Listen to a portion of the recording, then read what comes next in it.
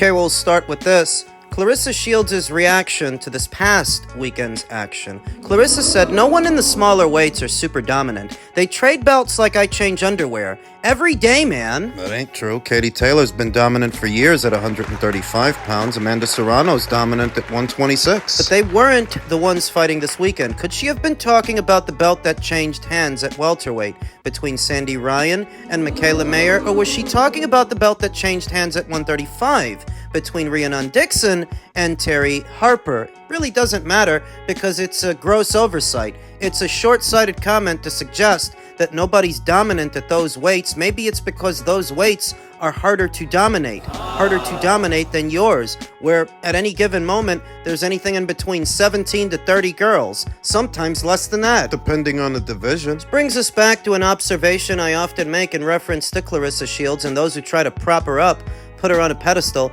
Is she one of the best fighters in the sport? Yes, she is, but she's far from the best fighter in the sport for dominating divisions where there's barely anybody to fight. There are barely any girls at 60, at 68, at 75, at heavyweight. Where she just fought. You know that you'd be better off consolidating everything north of 160. Just consolidate 68, 75 in heavyweight and make it one division so it can have some depth, because that's the problem those weight classes have.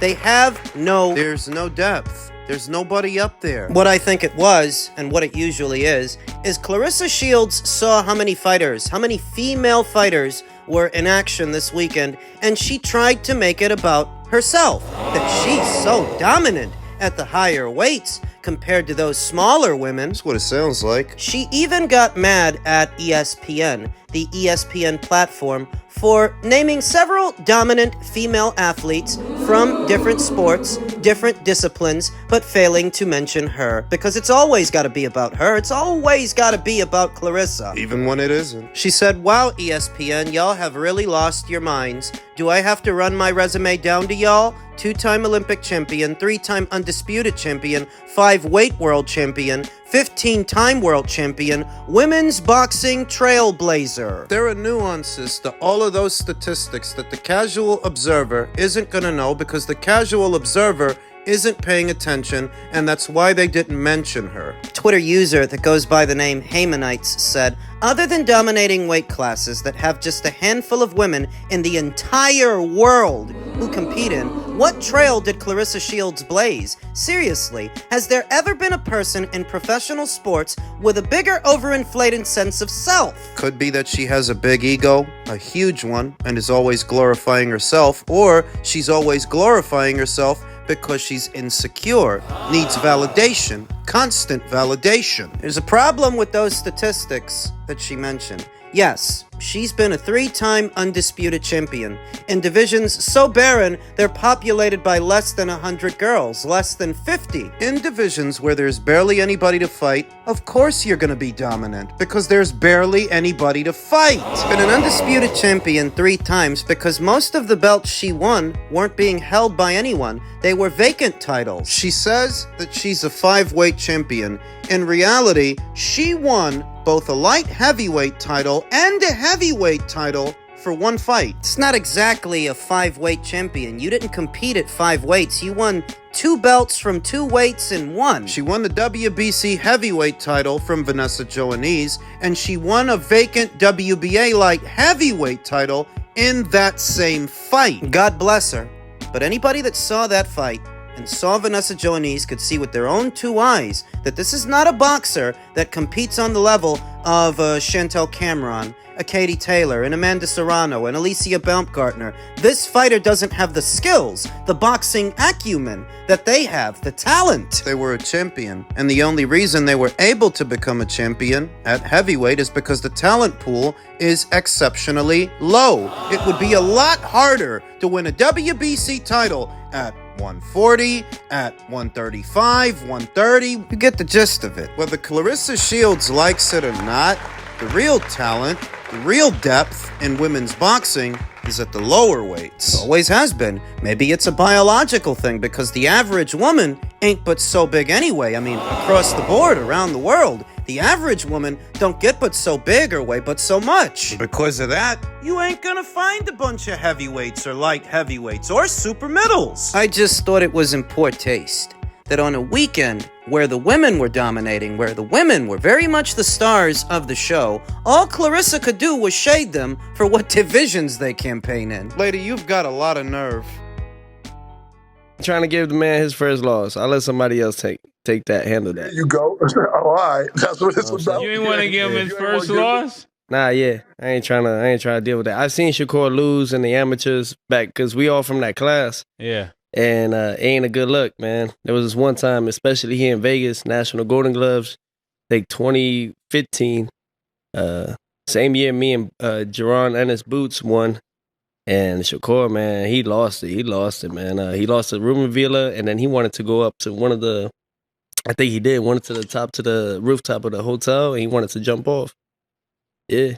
Wow. So, I ain't trying to have actual blood on my hands. Yeah. Teofimo was recently on the Is What It Is podcast with Cameron Giles and Mason Betta. He had a lot of things to say about a lot of people when it came to Shakur Stevenson. In so many words, he said that he wouldn't want to be the one to give Shakur Stevenson his first professional loss because he might delete himself. Gets into a storytelling session about something that supposedly happened when they were children competing in a tournament, something or other. That's not the real reason. Closely, either Cameron Giles or Mason Betta follow the sport of boxing to know what Teofimo's flaws as a fighter are and what his limitations are, how familiar they are with some of his performances. I'm not sure. Or how familiar they're not. To get to the real reason why Teofimo doesn't pursue that fight, doesn't pursue that fighter, even though he was right there. You say that, well, Teofimo's at 140 and Shakur is at 135. They're at different weights, but you know who else is at a different weight? Gervonta Davis. He's down there with Shakur at 135. Teofimo ain't got no problem fighting him. He ain't got no problem calling out Terrence Crawford, who's up there at 154. So a fighter being at a different weight, that can't be the reason. But it's not what Teofimo is saying either, that he's so concerned with Shakur's well-being, he wouldn't want to be the one to give him his first professional loss. Give me a break. It's because he struggles with guys who can move. It's because he struggles with jabbers, with boxers, pure boxers. The same reason he didn't really pursue a Devin Haney fight is the same reason he's not pursuing a Shakur Stevenson fight, except with Shakur, it might actually be worse, because where Devin's an orthodox fighter, Shakur is a southpaw, and we all know how difficult those southpaws can be. I have always thought that Shakur is better with that base style, that pure boxer base style, than Devin is. That doesn't make either of them entertaining or crowd-pleasing fighters. That doesn't give them sparkling personalities. But when gauging the effectiveness of the fighter's base style, it's not about what you prefer to watch, or whether or not you like them. It's about whether or not they can get the other guy to fight their fight, to fight on their terms and not theirs. Shakur is very good at that. Maybe that's why his fights is so boring. Guy's helpless. Can't do anything about it. So when you see how easily Teofimo Lopez was countered by George Kambosos, you don't think Shakur could counter him? When you see how much he struggled with Sandor Martin, who's not even that big a guy, by the way, and how he dropped Teofimo 2 times, You don't think that could happen with Shakur? That Shakur can't walk him into something when he's taller and longer than Sandor and Teofimo? If Sandor can catch you 2 times, Shakur can catch you. You're struggling with George, you're struggling with Sandor, you even struggled with Jermaine Ortiz, but you wouldn't struggle with Shakur. Give me a break. Cut the crap. Why don't you just cut the crap? And I know why you don't.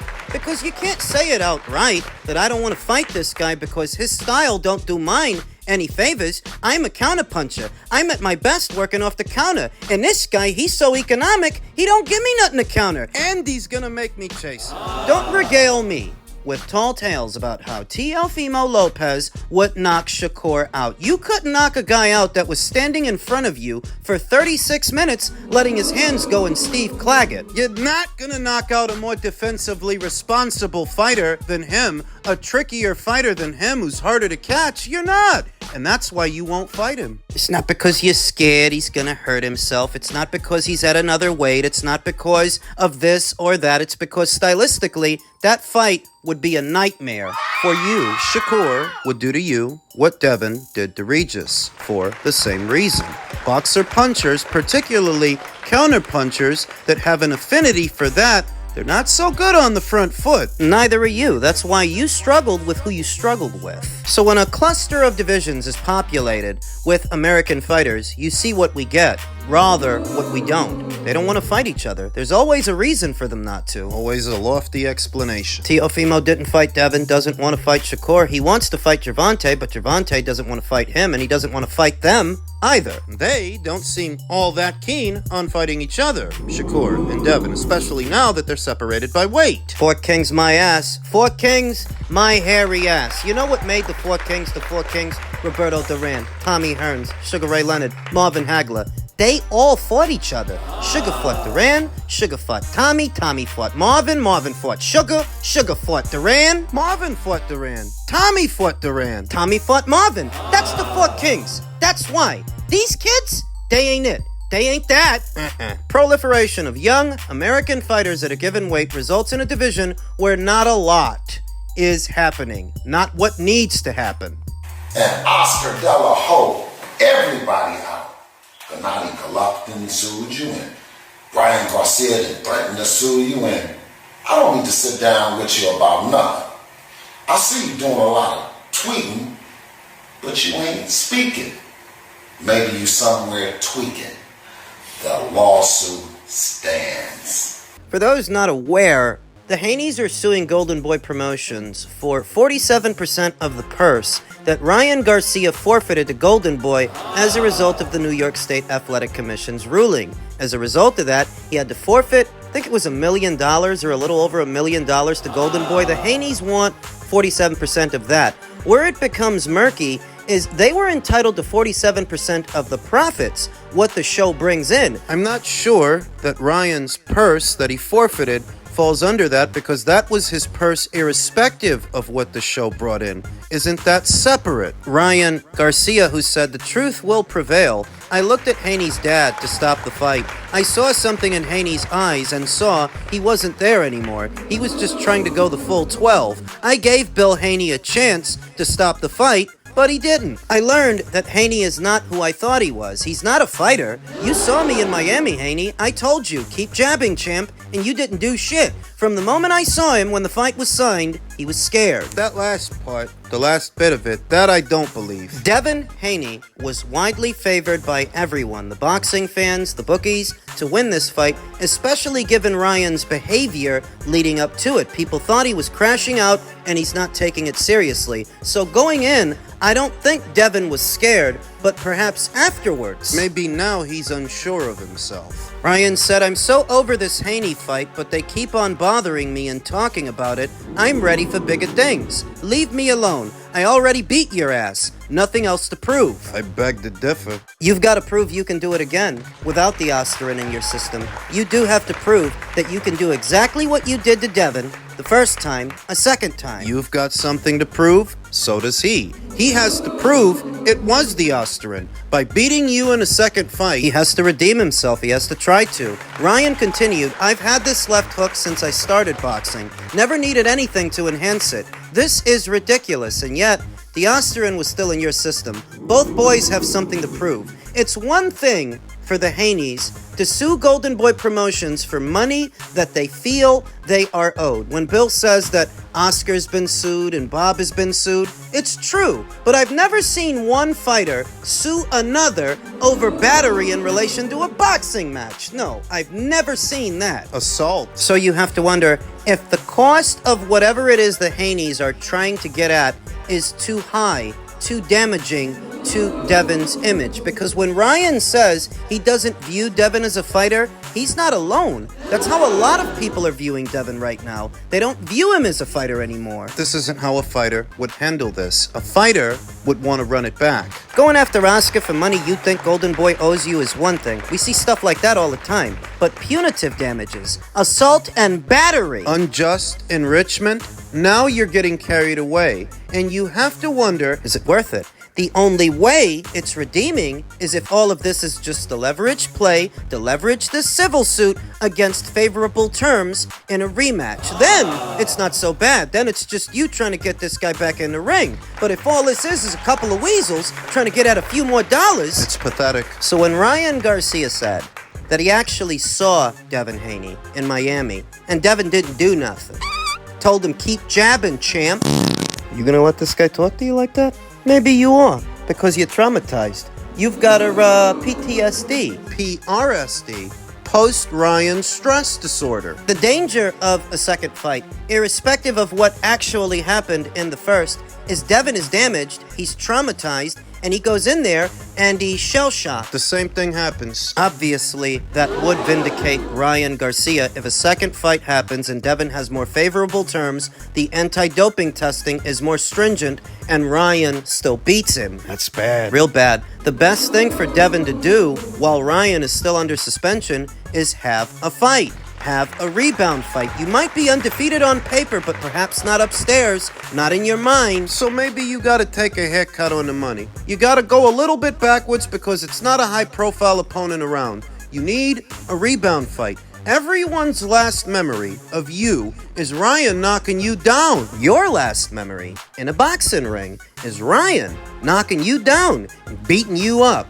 You've got to change that. You have to use the time you have wisely. Put distance between yourself and that performance by having a ceremonial rebound fight. You might be undefeated on paper, but people know what they saw. That's their last memory of you. You got to change that. And maybe you need to sharpen up. Keep a spring in your step. Ryan Garcia's suspension isn't going to be lifted until well into next year. You want to have at least one fight between now and then. It doesn't matter who. Ryan can say he doesn't have anything to prove and he doesn't need a rematch, but there's so much money attached to one, it might happen anyway, so that when it does, you want to be as sharp as possible. Don't sit on your hands. That rematch is worth a lot of money. That alone is reason enough to do it.